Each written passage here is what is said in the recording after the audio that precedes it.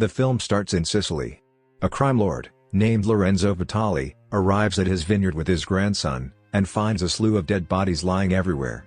He goes inside alone, and finds 3 of his men, who have Robert McCall, seated with a gun to his head. Vitali asks McCall what he is doing there.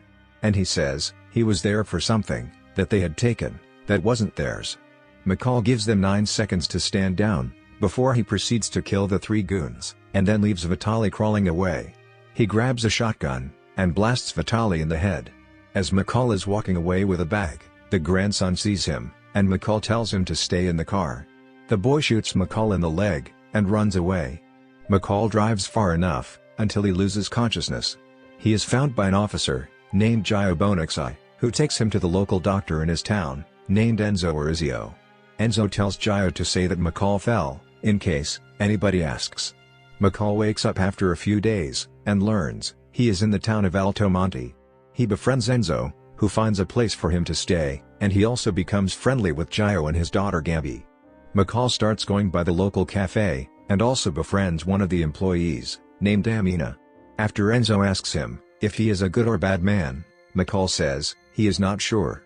He is haunted by images of his late friend Susan Plummer, and he remembers how he killed the men at the vineyard one by one. McCall later contacts the GIA, and speaks to Emma Collins. He tips her off about what he found at the vineyard in Sicily, and suggests she investigate.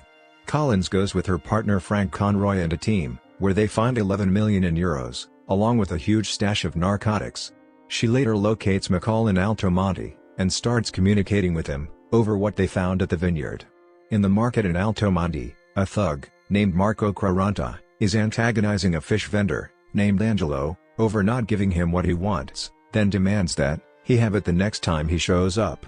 Then Marco and his brother Vincent run the Camorra, a mafia group that terrorizes Altomonte. Marco visits Vincent, as he is meeting with a couple that refuses to sign over their building, so that Vincent may run a hotel. He responds by having the wife's wheelchair-bound father thrown and hung from a window, then has his corpse left for the other residents to see as a warning.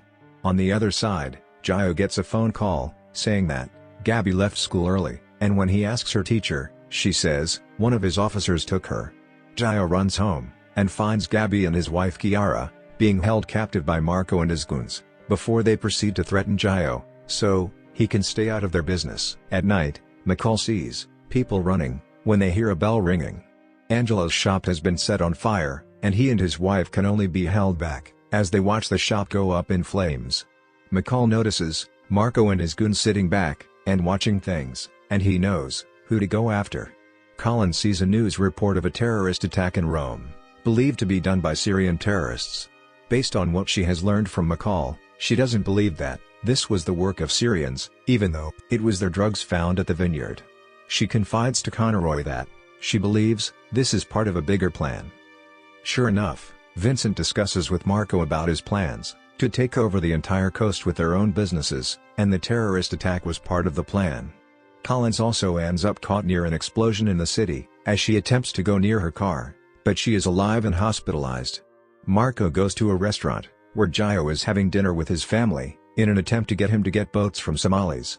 Marco then notices McCall staring at him, and he goes to confront him. McCall lets him know clearly what will happen if he does not stop his threats against the family, so he grabs Marco's wrist and compresses a nerve in his hand that causes him pain, until he gets his goons out of the restaurant. Outside, Marco plans to retaliate, but one of his goons gets run over by a van, as the driver has already been killed by McCall. He kills the last goon before fighting Marco, breaking his arm, and getting him to stab himself to death. After Vincent learns of his brother's death, he is visited by Chief Barella, who appears to be in league with the Camorra. Barella makes threats, which results in Vincent stabbing his hand, and then having his goon cut Barella's hand off, before sending him to the hospital to get it reattached. Vincent then plans to get revenge.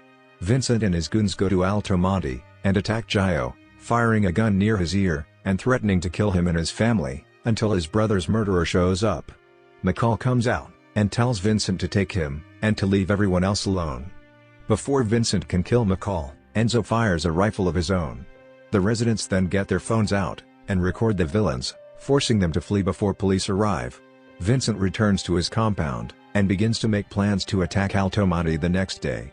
Unfortunately for them, McCall has found them first, and begins to pick them off. Vincent wakes up when one of his goons' blood drips on him from the ceiling, before the body crashes through the glass. Vincent tries to run away, but ends up knocked out by McCall. When he wakes up, he finds that McCall has given him a lethal dose of the drug, which was found at the vineyard, giving him a few minutes before his heart gives out.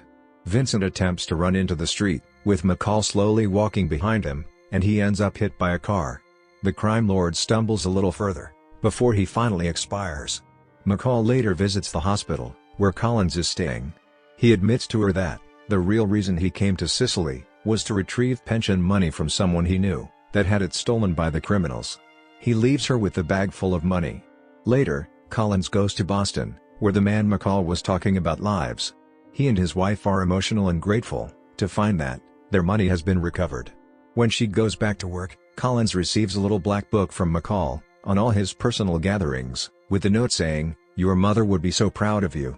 Collins then looks at a photograph on her desk. Now McCall stays in Altomonte, and joins them in celebrating the victory of their football team. So friends, I'm signing off from this masterpiece. Next time I'll be back with another good one. Until then, goodbye.